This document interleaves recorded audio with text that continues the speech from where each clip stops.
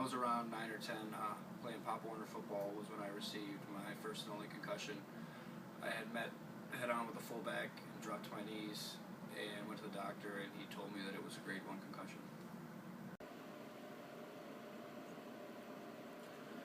I received my concussion about 5 years ago when I was snowboarding down a double black diamond on a really icy day. I slipped when I was carving, my head smacked against the ice, and I was down for a little bit, but when I went to the hospital, it was a grade 2 concussion. So that's how I got my concussion. My symptoms initially after the contact, I became extremely dizzy. I was seeing doubles for the remainder of the game. And then for the next couple of days, I had extreme fatigue and headaches for no reason. Other than that, it was fine, but it was a scary moment. What symptoms did I have from my concussion? The ones that I can remember, I had a bit of a headache, so a few headaches throughout the days, nothing crazy. There were a couple times feeling a little dazed, a little bit trouble sleeping, and fatigue. That was a pretty big one. You're just feeling pretty tired, and another big one is a lot of pressure in your head where you got hit. So those are the symptoms. After the concussion happened, initially I just rested. My parents told me that it probably wasn't a concussion and just to kind of hang out and take it easy, but after my headaches persisted for a couple of days, I went to the doctor and he said I had a grade 1 concussion. Didn't really prescribe any medicine because of my age, so just told me to rest and eventually it would go away. How I dealt with my concussion? Well, a lot of rest. I was bedridden, just kind of chilling in bed, sleeping it off, but not sleeping too long.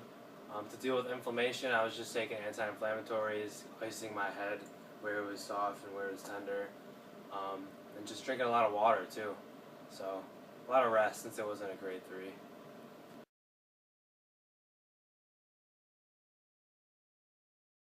Prior to the concussion, I had a general knowledge of concussions because of my older brother playing college football, so I knew the risks of playing football and what could happen.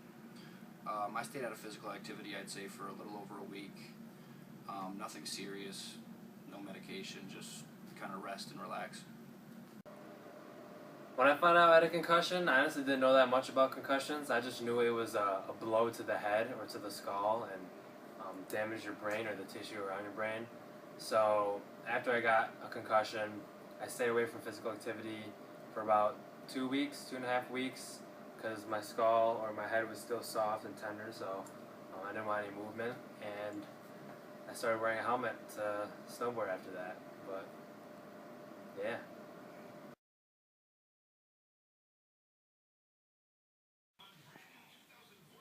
So I see a concussion patient, to my best estimation, about twice a week, and I don't see any particular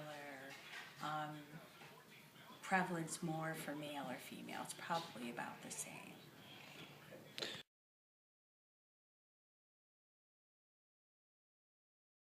I would not say that the majority of my concussion patients are from athletic events.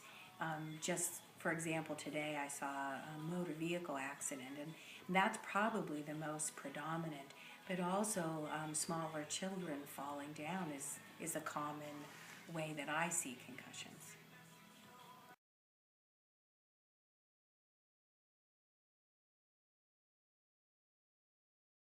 This question is a little bit more complicated because I see patients at varying developmental ages, and so the best way to tell if they have a concussion is through a physical exam, but that changes depending on how old they are. For example, an older patient, I will do more cognitive testing, evaluating their memory in either a series of images or a series of numbers and them being able to recall it forward and backwards. But obviously I can't do that with a younger patient. And the treatment for a concussion is really rest, and you want to make sure that there is not a second injury because that's really when you have some serious long-term consequences.